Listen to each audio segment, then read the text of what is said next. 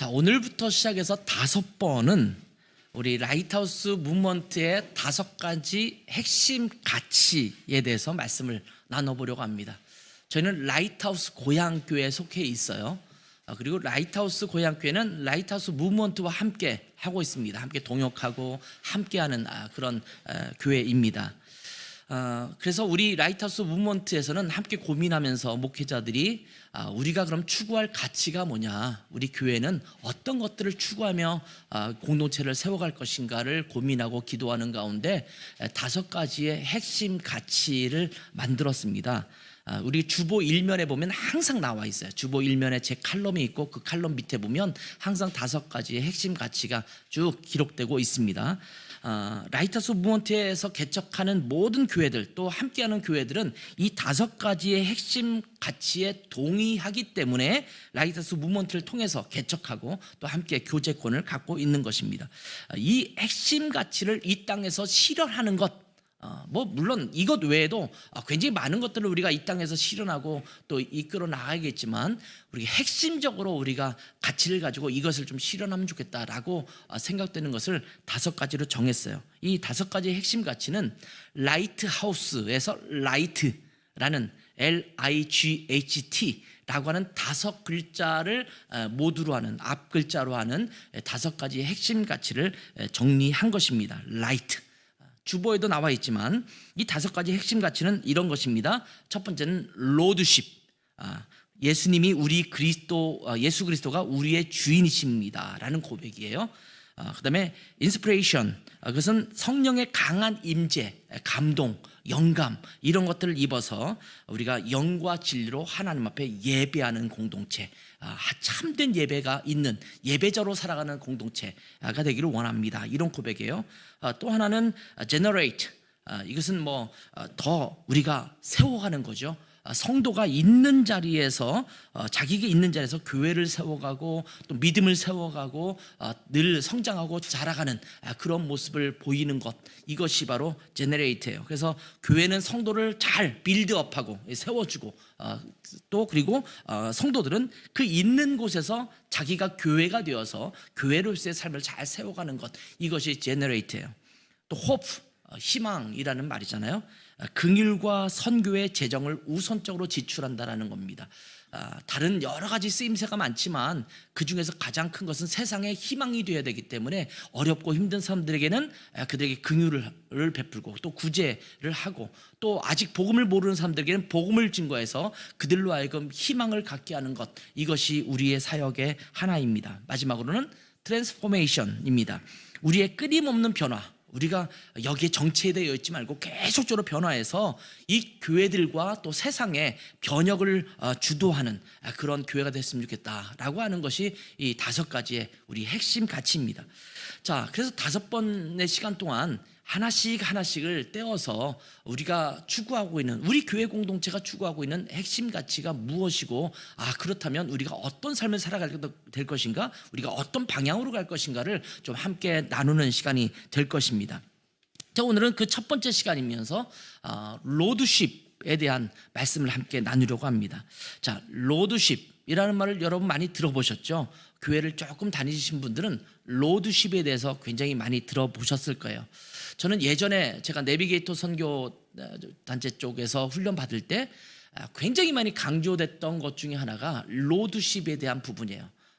로드십이 핵심이라고 말하고 있는 거죠. 이 한국말로는 이 로드십을 주재권, 이것을 줄여서 또 주권이라고 표현하기도 합니다. 주인된 권리, 주인의 권리가 누구에게 있는가에 대한 그 단어가 주재권 또는 로드십이라는 말입니다. 이걸 풀어서 말한다면 예수 그리스도가 우리의 주인이 되셨다, 예수님이 우리의 주인이시다 라고 하는 믿음의 고백이 로드십이죠. 자, 요즘 세상은 사람이 주인 되는 세상입니다. 그 어느 때보다도 자기 자신이 중심이 되고 또 자기 자신이 주인이 되고 자기 자신에게 초점을 맞춘 그런 시대가 되었습니다. 르네상스 이후에 하나님에게 집중되어 있던 그 시선을 인간에게 막 집중하기 시작했거든요.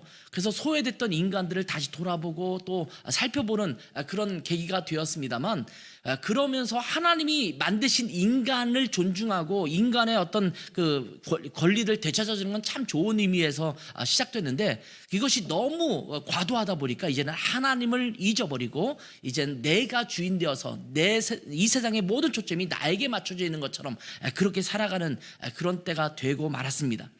누가 뭐라고 해도 내가 좋은 것이 좋은 것이다, 또 내가 옳다고 하는 것이 옳다라고 여기는 세상이 되었습니다. 아무리 주변에서 아니야 라고 말해도 아니야, 내가 좋으면 좋은 거지, 내가 옳으면 옳은 거지 라고 주장합니다. 그 어떤 생각이나 가치든 존중받아야 한다, 이렇게 말하는 세상이 됐지 않습니까?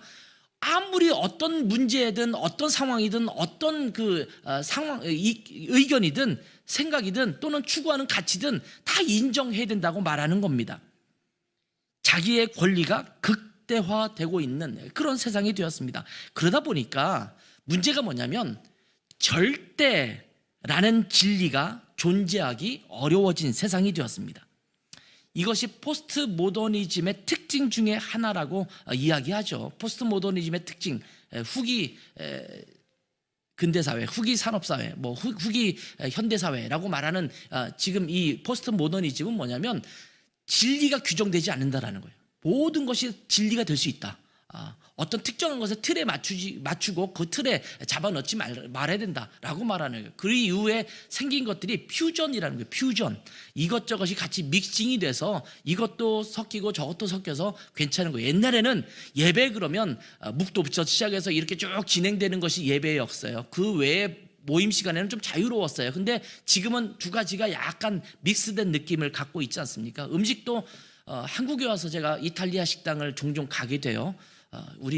저랑 제 아내 둘만은 잘 안 가는데 다른 사람과 밥을 먹다 보면 이탈리아 식당을 종종 가게 되는데, 한국에서 먹는 이탈리아 식당은 이탈리아에서 먹는 이탈리아 음식과는 약간 차이가 있어요. 한국 게 좀 더 맛있어요. 그러니까 퓨전을 잘했어요. 한국의 입맛에 맞추어서 이렇게 한국 음식, 이탈리아 음식이지만 한국의 입맛과 좀 이렇게 뒤섞은 그런 맛이 되죠. 그런데 이것이 이제 퓨전이라는 거예요. 옛날에는 클래식 음악은 클래식 음악이었고 대중가요는 대중가요였어요. 근데 열린 음악회 이런 거를 보면 거기에 클래식 가수도 나와서 성악을 부르기도 하고, 또 일반 댄스 가수가 노래 부르기도 하고, 또 일반 대중가요도 부르기도 하죠. 거기에는 트로트도 있다가 그냥 발라드도 있다가 여러 가지가 믹싱된 그런 프로그램을 갖게 되죠. 이것이 포스트 모더니즘의 대표적인 그 반영된 모습이 아닌가, 이런 생각을 하게 됩니다. 모든 것이 옳다는 것입니다. 모든 사람에게 권리가 있다는 것입니다. 그래서 요즘은 인권 존중이 매우 중요한 키워드가 되었습니다. 인권을 존중하는 것. 그런데 이제는 인권만이 아니라 견권은 개의 권리죠. 또 묘권, 고양이의 권리, 그를 이제 다 또 합쳐서 펫권이란 말 써요. 그러니까 애완동물의 권리라는 말도 사용되기 시작했습니다. 저마다 자기의 권리를 주장합니다. 이러한 생각들의 중심에는 내 자신이 주인이다 라는 데서 나오는 것입니다. 이러한 시대에도 시대를 역행하면서 살아가는 사람들이 있습니다. 그런 사람들은 바로 그리스도인들입니다. 그리스도인들은 스스로 종이라고 말합니다. 그리고 하나님과 예수 그리스도를 향해서 주인님이라고 부릅니다.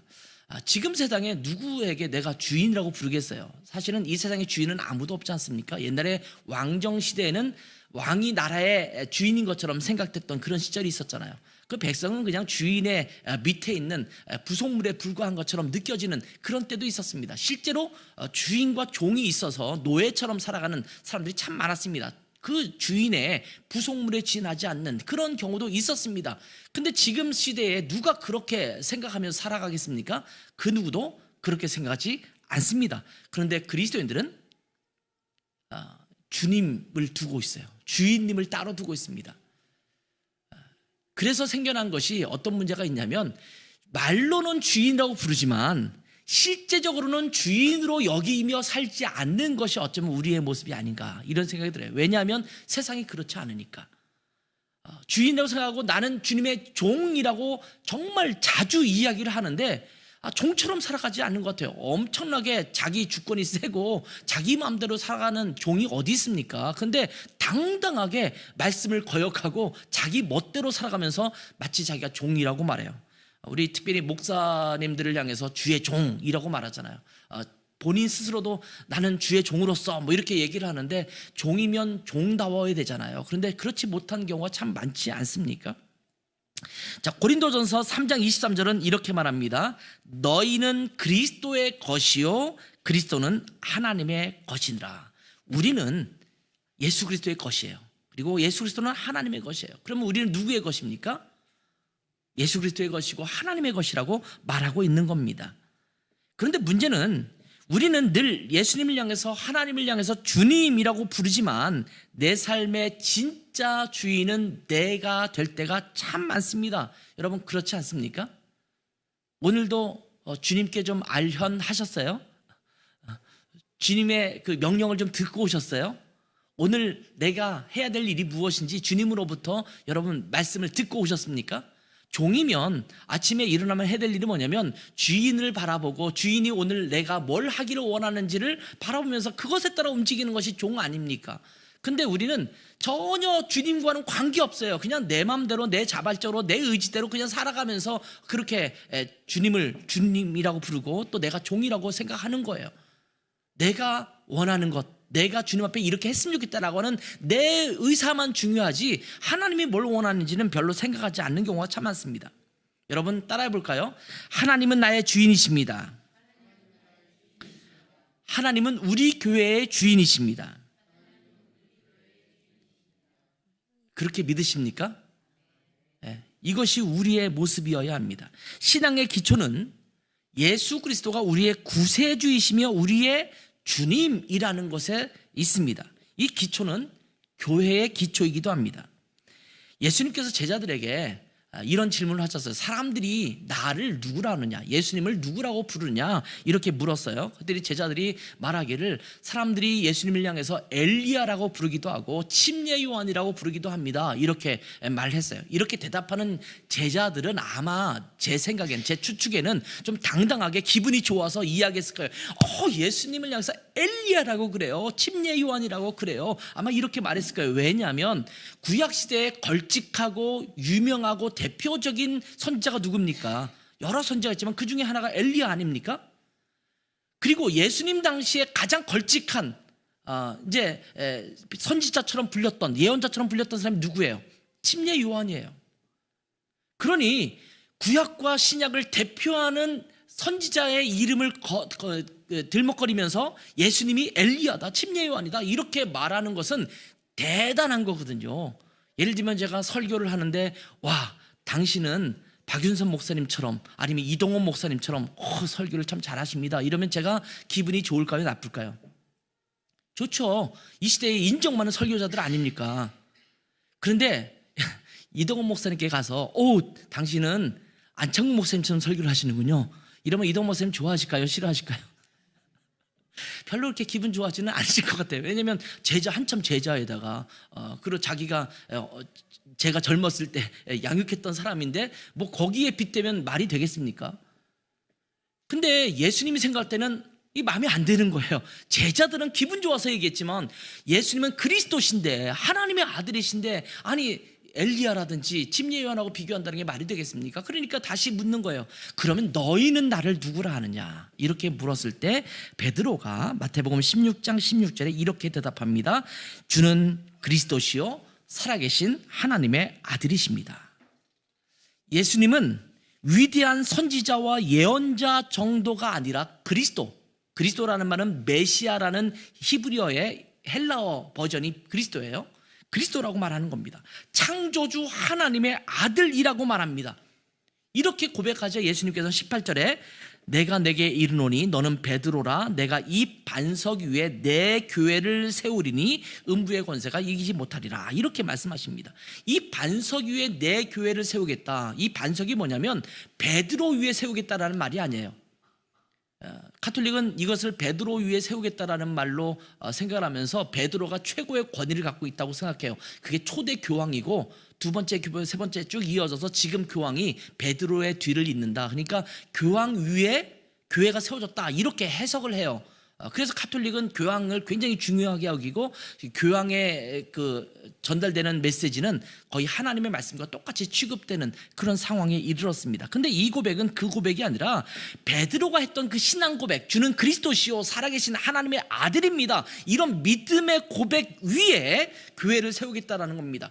교회 공동체를 세우는 사람들이 어떤 고백을 해야지 교회 공동체가 되겠습니까? 교회 회원이 되겠습니까? 주는 그리스도시고 살아계신 하나님의 아들입니다. 이런 고백할 때 그 위에 교회, 그런 성도들을 통해서 교회가 세워지는 것입니다. 교회의 기초는 예수 그리스도가 메시아이시며 전능하신 주 하나님의 아들이라고 고백하는 데 있습니다. 즉 예수 그리스도는 이 세상을 주관하시는 주인이시고 구원자라는 고백, 이 고백을 통해서 그 위에 교회가 세워지는 것입니다. 그만큼 우리 그리스도인들의 신앙생활에 있어서 가장 기초적인 신앙의 태도가 뭐냐면 바로 예수 그리스도가 우리의 주인이시다라는 고백입니다. 로드십, 예수 그리스도의 주인 되심, 이것이 우리 믿음의 기초이고 우리 교회의 기초여야 한다는 것입니다. 여러분, 우리를 창조하신 분은 하나님이십니다. 믿으십니까? 창세기 1장 1절에 이렇게 못 박아 선언합니다. 같이 읽습니다. 시작. 태초에 하나님이 천지를 창조하시니라. 성경의 맨 첫 번째 구절은 이 구절로 시작합니다. 하나님이 이 세상을 만드셨다. 하나님은 창조주이시다. 조물주이시다. 이 세상을 주관하는 분은 하나님이시다. 이렇게 시작을 합니다. 하나님은 이 세상을 만드시고 또한 다스리시는 주인이시다라는 겁니다. 모든 만물의 주인은 삼위일체 하나님이시라는 겁니다. 우리 따라서 다시 한번 고백해 볼까요? 모든 만물의 주인은 삼위일체 하나님이십니다. 자, 이 세상의 주권자, 주인은 바로 하나님이시라는 겁니다. 이것은요, 우리 그리스도인들만 말하는 게 아니에요. 이 세상에 속한 모든 것들, 이 세상에 존재하는 모든 것들은 하나님의 것이라는 고백입니다. 하나님이 주인이시라는 겁니다. 성경은 반복해서 이 사실을 강조하고 있습니다. 역대상 29장 11절 12절 볼까요? 이 내용은요, 다윗이 성전 건축을 위해서 굉장히 많은 성전 건축의 재료들을 다 모아놨어요. 어마무시한 것들을 다 모아서 이제 성전을 건축하기만 하면 될 정도로 다 준비한 다음에 하나님 앞에 이 모든 준비한 재료들을 드리면서 하나님 앞에서 고백하는 내용입니다. 여호와여, 위대하심과 권능과 영광과 승리와 위엄이 다 주께 속하였사오니 천지에 있는 것이 누구의 것이라고요? 다 주의 것이로소이다. 여호와여, 주권이 머제스티라고 되어 있지만 주권입니다. 주권을도 주께 속하였사오며 또 주는 높으사 만물의 머리이시미니이다. 부와 귀가 주께로 말미암고 또 주는 만물의 주제가 되사 손에 권세와 능력이 있사오니 모든 사람을 크게 하심과 강하게 하심이 주의 손에 있습니다. 지금 다윗은요, 굉장히 많은 재료들을 하나님 앞에 모아놓고 하나님, 이 멋진 재료들을 가지고 하나님 앞에 예배당을 만드는, 하나님 앞에 제사하는, 성전을 건축하겠습니다, 이렇게 고백하면서 제가 드리는 겁니다 라고 고백하지 않습니다. 우리 백성이 모았습니다, 우리 백성의 것들을 하나님 앞에 드립니다, 이렇게 고백하지 않습니다. 이 모든 것들은 주의 손에 속한 것들입니다. 주의 것입니다. 주님의 것을 주님께 드립니다, 이렇게 고백하고 있는 것입니다. 내가 열심히 준비해서 모아놓은 것이지만 이 모든 것도 주님 것이다 라는 고백을 드리는 것입니다. 우리가 하나님 앞에 11조를 드리는데 11조의 고백도 그러한 것입니다. 내 수입의 10분의 1은 하나님의 것이고 나머지 것은 내 것이라는 의미가 아닙니다. 내게 주어진 것 100%가 다 하나님의 것이고 내 수입의 10분의 10 모두가 하나님의 것이지만 이 신앙을 고백하기 위해서 10분의 1을 떼어드린다라는 것이 11조의 정신입니다. 이렇게 고백을 하는 사람들은 10분의 9도 내 마음대로 안 씁니다. 10분의 1만 하나님의 것이라고 생각하는 사람들은 10분의 1은 하나님의 것이니까 드렸어. 그러니까 나머지는 내 마음대로 흥청망청 쓰면 되겠지? 라고 생각하겠죠. 근데 온전한 11조 정신을 가지고 11조를 하시는 분들은 10분의 9도 하나님의 것이에요. 그러니까 이것을 잘 사용해요. 하나님의 영광을 위해 쓰게 됩니다. 하나님이 우리에게 주신 것이지만 우리가 어떻게 하면 이것을 잘 사용해서 하나님 앞에 영광이 될 것인가를 생각하면서 물질을 사용하게 되죠. 그러면 그런 사람들은 11조의 정신을 온전히 갖고 있는 사람들은 물질 관리가 잘 되고 있는 사람들이죠. 이것이 바로 11조의 정신입니다. 다윗은 모든 만물이 하나님의 것이라는 것을 고백하면서 하나님은 온 세상의 주제이시다라고 고백합니다. 자, 사도행전 17장 24절부터 26절을 보면 바울이 아덴에서 전한 말씀입니다. 아덴은 지금 말하는 아테네라는 곳입니다. 자, 이 아덴에 가서 보니까 바울이 보니까 아테네에 있는 사람들은 신앙심이 종교심이 참 많은 것을 보았어요. 근데 어떤 단에 보니까 거기에 단에 뭐라고 써있냐면 알지 못하는 신에게 이렇게 밑에 써 있는 것을 보았다고 고백합니다. To an unknown God. 그러니까 알지 못하는 그 신에게 드린다. 뭐 이런 의미의 굵기가 써 있는 거죠. 그러면서 너희는 알지 못하는 신에게 예배하고 제사하지만 내가 아는 신을 너희한테 알려주겠다라고 말씀하시면서 24절부터 말씀하는 내용이에요. 우주와 그 가운데 있는 만물을 지으신 하나님께서는 천지의 주제이시니 손으로 지은 전에 계시지 아니하시고 또 무엇이 부족한 것처럼 사람의 손으로 섬김을 받으시는 것이 아니니 이는 만민에게 생명과 호흡과 만물을 친히 주시는 이심이라. 인류의 모든 족속을 한 혈통으로 만드사 온 땅에 살게 하시고 그들의 연대를 정하시며 거주의 한 경계를 한정하셨으니 이렇게 말씀합니다. 자, 하나님이 천지의 주제이시고 이 세상을 주관하고 있는 분이다, 이렇게 선포하는 것입니다.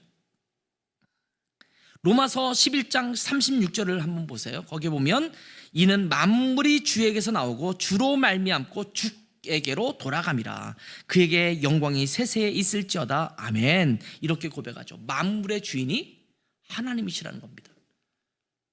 여러분, 내 것이 아닙니다. 하나님의 것입니다. 여러분의 재능도 하나님의 것이고 여러분의 시간도 하나님의 것이고 여러분의 물질도 하나님의 것이고 여러분이 누리고 있는 모든 삶의 부분들이 다 하나님의 것이라는 것을 성경에서 우리 가운데 선포해주고 있습니다. 자, 모든 만물이 하나님의 것이라면, 그 모든 만물의 주인이 하나님이시라면 당연하게도 우리 교회들의 주인도 하나님이십니다. 더군다나 예수 그리스도를 통해서 하나님의 자녀가 된 그리스도인들이 모인 공동체, 이것이 교회 아닙니까? 그렇다면 당연한 말이라고 할 수 있겠죠. 그래서 사실은 교회들 중에서 교단 이름도 그리스도의 교회 또는 이단 중에서도 하나님의 교회, 이단들은 하나님의 교회라고 말해놓고 하나님이 주인이 되지 않고 자기 교주가 주인 되는 경우가 많아서 좀 아이러니한데, 보통 그렇게 하나님의 교회, 무슨 그리스도의 교회 이렇게 부르지 않습니까? 순복음교회도 보통 하나님의 성회라는 말을 또 쓰지 않습니까? 하나님의 것이다라는 고백을 하고 있는 그런 교회들이 많아요. 또 교회 이름 중에서도 주님의 교회 많이 들어보셨죠? 유명한 교회죠. 교회 중에 하나가 있죠. 주님의 교회. 주님이 주인 되셨다라는 의미의 그런 표현입니다. 그게 마땅한 것이죠. 예수님께서 베드로의 고백을 들으시고 그 고백 위에 교회를 세우겠다라고 말씀하셨을 때 마태복음 16장 18절 아까 읽었던 말씀에 보면 내 교회를 세우겠다 이렇게 말씀하세요. My church, meine Gemeinde. 독일어로 가면 내 교회, 내 공동체를 세우겠다. 누구의 교회를 세우시겠다고요? 하나님의 교회, 예수 그리스도의 교회, 주님의 교회, 이것을 세우시겠다고 말씀하고 있습니다. 사도행전 20장 28절에서는 또 이렇게 말씀하십니다. 여러분은 자기를 위하여 또는 온 양떼를 위하여 삼가라. 성령이 그들 가운데 여러분을 감독자로 삼고, 그 다음에 뭐라고 말하고 있어요? 하나님이 자기 피로 사신 교회를 보살피게 하셨다. 교회를 어떻게 표현하고 있어요? 자기 피로 사신 교회라고 말하고 있어요. 교회는 예수 그리스도께서 십자가에서 피를 흘려 죽임을 당하시고 구원하신 그리스도인들이 모인 모임이라는 것입니다. 주님께서 피로 사셨기 때문에 이 교회는 주님의 것입니다. 주님이 사셨잖아요. 그러니 주님의 교회입니다. 에베소서 1장 21절부터 23절에서도 이렇게 말씀하십니다. 모든 통치와 권세와 능력과 주권과 이 세상뿐 아니라 오는 세상에 일컫는 모든 이름 위에 뛰어나게 하시고 또 만물을 그의 발 아래에 복종하게 하시고 그를 만물 위에 교회의 머리로 삼으셨느니라. 예수 그리스도가 교회의 머리라고 말씀하시죠. 그리고 나서 이어지는 말씀이 뭐라고 말씀하십니까? 교회는 그의 몸이다. 누구의 몸이에요? 그리스도의 몸이에요. 그럼 교회는 누구예요? 그리스도예요. 그럼 교회 주인이 누구예요? 그리스도시죠. 여러분, 교회를 함부로 욕하면 안 돼요. 왜 안 되는지 아세요? 교회를 욕하는 것은 누굴 욕하는 거예요? 그리스도를 욕하는 거예요. 안타까운 마음은 이해할 수 있어요. 교회가 좀 제대로 서야 되는데 제대로 서지 못한 모습을 보면 안타깝죠. 그러나 그렇다고 해서 교회가 아닌 것이 아니에요. 안타깝지만 교회예요. 자, 제가 한번 예를 들까요? 어디 전쟁에 나가서 전쟁터에 전쟁을 수행하다가 팔 하나가 잘렸어요. 팔 하나가 잘렸으면 이 사람은 장애인이 됐죠. 장애인이면 이 사람은 사람이에요? 사람이 아니에요? 뭐 이상한 질문이죠. 말도 안 되는 질문이에요. 사람이에요. 제가 여기 암이 하나 생겼다고 칩시다. 암세포 때문에 힘들어요. 고통받고 있어요.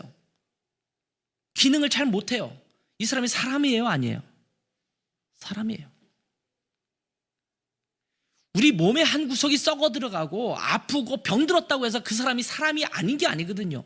아까도 서두에 말했지만 인권을 존중하는 시대에 우리 살고 있지 않습니까? 그 누구도 사람이 아니라고 말할 사람이 없어요. 그렇게 말하는 사람들은 잘못된 거예요. 그렇다면 교회가 병들었어요. 아파요. 뭔가 문제가 있어요. 속에서 썩고 있어요. 그러면 그것이 교회예요? 교회가 아니에요? 교회예요.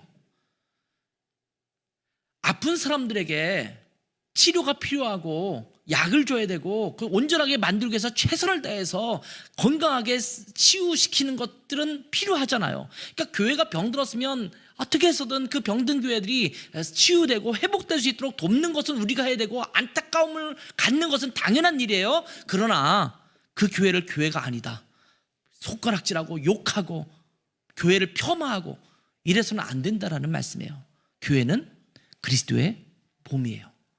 근데 안타까운 것은 자꾸 교회의 몸이 병들어서 이 기능들, 지체들이 제 역할을 안 하니까 병들어서 문제인 거죠. 이걸 회복해야 되죠. 그러나 그리스도의 교회는 그리스도의 몸입니다. 주님의 교회입니다. 주님의 것입니다. 그리고 예수 그리스도가 교회의 머리라고 말씀하십니다.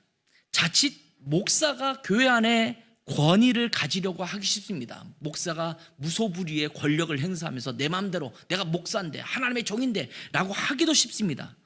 그런가 하면 교회에 직분을 갖고 있는 사람들, 장로, 권사, 집사가 교회의 권위가 되려고 합니다. 당회가 교회의 권위가 되고 어떤 모임이 그 교회의 권위가 되려고 할 때가 참 많습니다. 그래서 교회들이 갈등에 휩싸이고 또한 분쟁을 일으키고 엉뚱한 방향으로 나아가기도 합니다. 여러분, 교회의 권위는 직분이 아닙니다. 여러분, 라이트하우스 교회에는 교회 직분을 갖고 있는 사람들이 권위를 갖고 있는 사람들이 아니에요. 목사를 비롯해서 장로, 집사 모든 분들이 권위를 갖고 있는 분들이 아닙니다. 그렇기에 목사도 장로도 권사도 집사도 성도도 교회의 주인이 아닙니다. 많은 분들이 교회 주인 누굽니까? 라고 말하면 성도입니다 이렇게 대답하기가 참 쉬워요. 그래서 우리들 교회, 우리들의 교회, 우리 교회 뭐 이렇게 표현해요. 그런 의미는 아마 그 교회들 이름은 그런 의미는 아닐 거예요. 굉장히 민주적인 의미에서 또 인본주의적인 입장에서 우리가 주인 아닙니까? 우리가 다 이 교회를 이끌어가야 됩니다 이렇게 고백하기가 참 쉬워요. 그러나 교회의 주인은 절대 사람이 아닙니다. 하나님이십니다. 예수 그리스도이십니다. 그렇기 때문에 교회의 권위는 하나님의 말씀입니다. 따라서 하나님의 말씀에 순종하는 것이 바로 교회의 권위입니다. 물론 질서는 분명하게 필요합니다. 마치 하나님께서 이스라엘 백성들을 인도하시기 위해서 모세를 세우시고 아론을 세우시고 십부장, 백부장, 천부장, 만부장을 세우셨던 것처럼, 그렇게 해서 관리하게 하셨던 것처럼 하나님의 말씀을 따라 하나님의 종으로 부르심을 받은 사람들이 섬기는 것이지 모든 권리를 갖는 것이 아닙니다. 모세도 하나님 앞에 굴복하며 그 하나님의 말씀에 따라 이스라엘 백성들을 이끈 것이지 자기의 생각과 자기의 주장대로 이끈 게 아니거든요. 오히려 자기 주장대로 할 때마다 하나님은 그를 제지하셨습니다. 그래서 억울하게 가나안 땅도 못 들어가잖아요. 하나님의 말씀을 거역해서 그런 벌을 받은 거거든요. 우리 라이트하우스 무브먼트는, 또 우리 라이트하우스 고향교회는 직분 중심이 아닙니다. 그래서 사실 집사를 세우거나 또 직분자를 세우는 것에 그렇게 촉각을 세우지 않습니다. 뭐 이러면 어떠리 저러면 어떠리. 예를 들면 나이가 좀 들었는데 뭐 부르기가 애매하니까 뭐 자매님, 형제님이라고 부르기도 애매하고, 또 뭐 옛날에 어려운 말은 모매님이라는 것도 있어요. 모매님, 어머니 모자에다가 자매 할 때 매자를 써서 모매님, 어르신분들에게 그렇게 부르기도 하고, 부형님, 성경에 옛날에는 그런 번역도 있거든요. 부형들이여, 이런 표현이 형제라고 부르기는 좀 나이가 많으니까 부자를 붙여서 부형님 이렇게 부르기도 했었어요. 근데 다 애매하죠. 그러니까 자꾸 그냥 집사를 주면 집사님이라고 부르면 좋지 않겠어요, 이렇게 말하기도 쉬운데, 사실은 그것에 우리는 촉각을 세우지 않습니다. 그저 각자가 있는 자리에서 하나님의 말씀에 따라 순종하면, 또 섬기면 아주 건강한 교회가 될 줄 믿습니다. 여러분, 우리 라이트하우스 고향교회의 권위는 누구에게 있습니까? 하나님께 있습니다. 그리스도께 있습니다. 그래서 우리는 하나님의 말씀을 함께 묵상하고 보면서 이 말씀대로 살아가야 돼요. 그렇다고 해서 목사가 말씀을 해석하고 무조건 선포하는 것을 통해서 간다라는 말이 아니에요. 우리 공동체에게 주시는 하나님의 말씀, 우리 성도들이 함께 말씀을 묵상하고 함께 동의하고 함께 이 말씀에 따라서 하나님께로부터 들려진 말씀, 이 말씀에 따라서, 자, 그렇다면 우리가 함께 기도하면서 하나님께서 이렇게 말씀하시면 우리 이렇게 하면 어떻겠습니까? 라고 하면서 주님의 인도하심을 받는 것이 우리 라이트하우스 고향교회가 될 줄 믿습니다. 자, 마지막으로 우리가 고백할 것은 나의 주인도 하나님이시라는 겁니다. 따라서 해볼까요? 나의 주인도 하나님이십니다. 아멘. 네, 아멘. 로마서 10장 9절을 같이 한번 읽어볼까요? 로마서 10장 9절입니다. 같이 읽습니다. 시작. 내가 만일 내 입으로 예수를 주로 시인하며 또 하나님께서 그를 죽은 자 가운데서 살리신 것을 내 마음에 믿으면 구원을 받으리라. 자, 우리가 구원받는 방법에 대해서 말씀하시는데 뭐라고 말씀하시냐면, 예수 그리스도를 주라 시인하고, 주님이라고 시인하고, 예수 그리스도께서 죽은 자 가운데서 다시 살아나셔서 우리의 구원자가 되셨다라는 것을 믿으면 우리가 구원받는 것이다, 이렇게 말씀하고 있어요. 두 가지를 얘기하고 있어요. 예수 그리스도는 구세주와 주님으로 믿으면 구원받는다라는 거예요. Savior and Lord. 보통 우리는 예수님을 구원자로만 인식해요. 내 죄 가운데서 나를 건지셔서 영원한 생명을 얻게 하신 분이라고만 고백합니다. 근데 중요한 또 하나의 측면이 있어요. 그게 뭐냐면 Lord, 주님이시라는 고백입니다. 예수님은 나를 구원하셨을 뿐만 아니라 나의 주인이 되셨습니다. 이 고백을 할 때 진정한 그리스도인이 되는 거예요. 우리는 우리를 죄에서 구원하신 구세주, 세이비어, 구원자라는 것은 잘 인식하고 있어요. 그런데 예수님이 우리의 주인이라는 사실은 그다지 잘 인식하지 못할 때가 많습니다. 여러분, 우리의 주인은, 나의 주인은 예수 그리스도이십니다. 요한복음 20장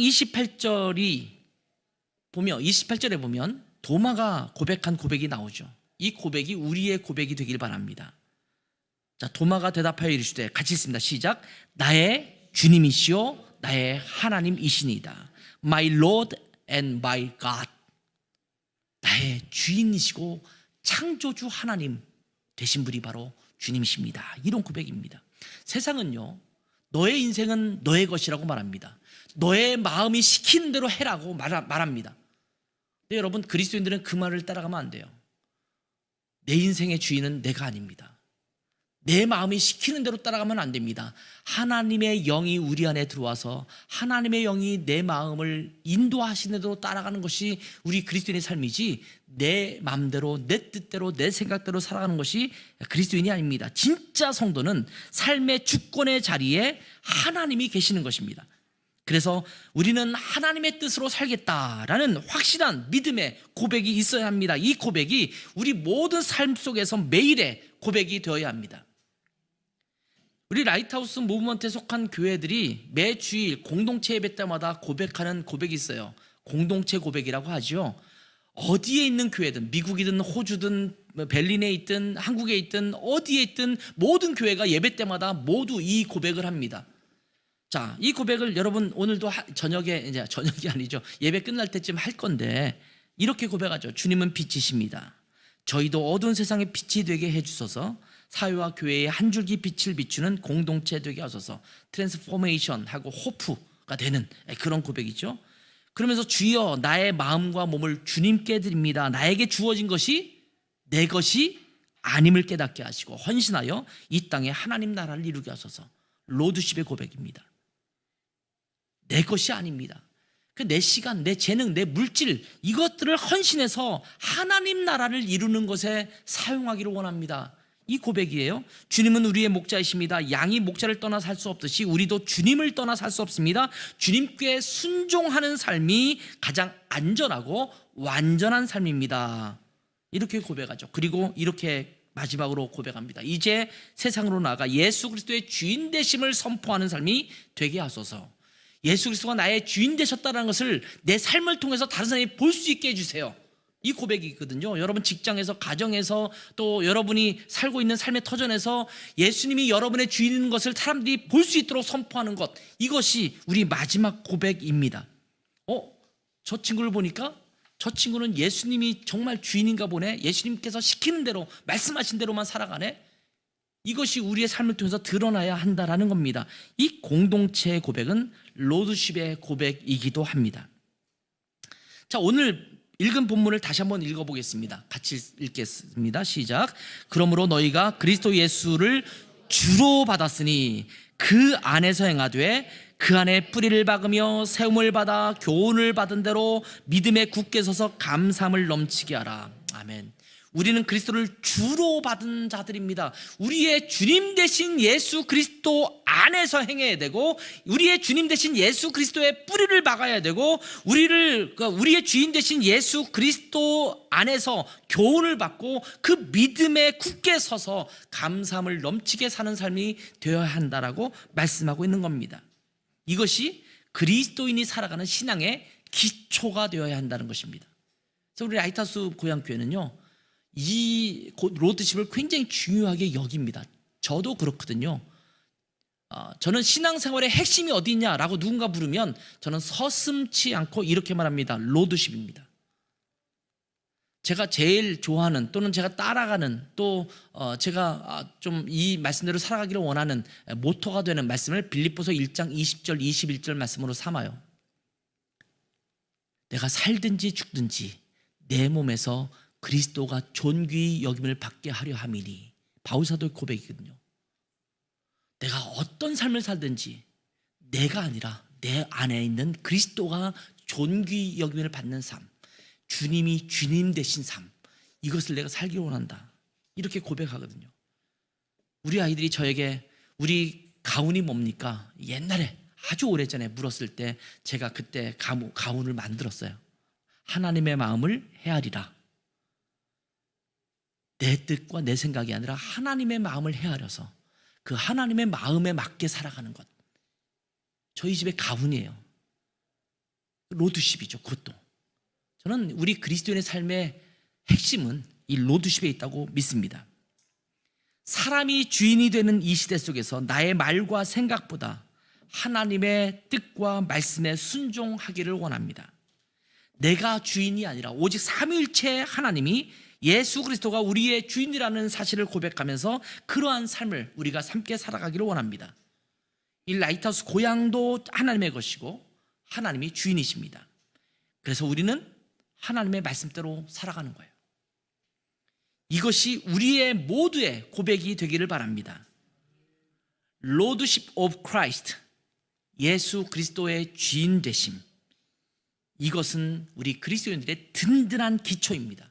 저는 우리 교회에서 이 기초가 흔들리지 않았으면 좋겠어요. 우리 교회의 주인이 누가 되려고 하지 않았으면 좋겠어요. 저도 그렇지 않겠습니다. 여러분도 그러서는 안 돼요. 우리의 주인은 하나님이세요. 헷갈리면 서로 의견이 다를 수 있잖아요. 헷갈리면 어떻게 하면 돼요? 기도하면서 말씀을 묵상하면서 하나님의 뜻을 함께 찾아가면 돼요. 그럼 하나님께서 우리 가운데 선명하게 보여주실 때 하면 되는 거예요. 근데 우리는 자꾸 선명하지 않은데 마음이 급해가지고 막 해나가려고 하는 게 문제거든요. 하나님이 알려주실 때까지 우리 공동체가 그 하나님의 보여주심이 우리 가운데 선명해질 때까지 기도하고, 그래도 안 되면 금식하고 말씀을 읽으면서 묵상하면서 하나님의 뜻을 기다리는 거거든요. 이게 로드십이 있는 교회의 모습입니다. 우리 교회가, 우리 각자의 삶이 이 고백을 잃지 않고 평생의 삶 속에서 그러한 삶을 살아가는 우리 모두가 되기를 주님의 이름으로 축복합니다. 기도하겠습니다. 하나님 아버지, 예수 그리스도는 우리의 주인이십니다. 예수 그리스도가 우리 라이트스 고향교회의 주인이십니다. 제 삶의 주인이고 제게 속한 모든 것들, 내게 주신 물질과 또한 재능과 은사와 시간과 모든 것들이 하나님의 것임을 또한 고백합니다. 내 것이 아무것도 없음을 고백합니다. 그 믿음으로 제가 믿음 생활하게 하시고 또 예배하게 하시고 시간을 사용하게 도와주시고 물질을 사용할 수 있도록 도와주시고 내게 주신 재능과 은사도 사용할 수 있도록 복 주시기를 원합니다. 내 권리를 주장하는 것이 아니라 종된 저희로서 주인 되신 하나님의 뜻대로 내 삶을 살아가는 복된 순종이 우리 가운데 임하게 도와주시옵소서. 예수님의 이름으로 기도했습니다. 아멘.